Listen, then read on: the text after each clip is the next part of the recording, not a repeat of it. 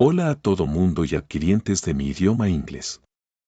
Lo que sigue relata mi experiencia de una madrugada oscura y desierta entre las sombras de las estrechas calles del barrio chino de Barcelona hace muchos años, cuando la vida aún no se había convertido en una serie de brillantes paquetes de plásticas de experiencias para comprar en una tienda y consumir con auriculares mirando a una pantalla y preguntándote si estabas cometiendo un delito por pensar lo que estabas pensando.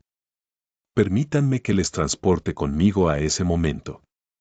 Estoy caminando solo en el silencio profundo de la oscuridad de las 4 de la mañana por la calle Carme y llegando al punto donde se encuentra con la Rambla del Raval, y por detrás de repente muy cerca escucho el susurro brusco y desaliñado de la voz de un hombre que me dijo, ¿qué pasa?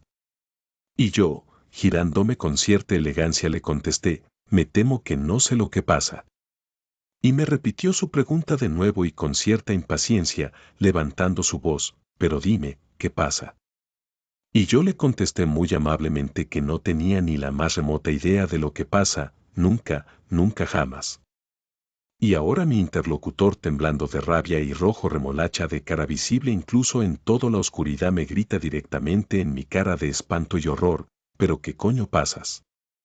Pasas me dices, le replicó y yo en pánico sacando de mi bolsillo un puñado de fruta seca le dije lo más amablemente que pude en voz temblante de puro miedo le contesté, no sé lo que pasa pero tengo estos dátiles e higos si les te sirven.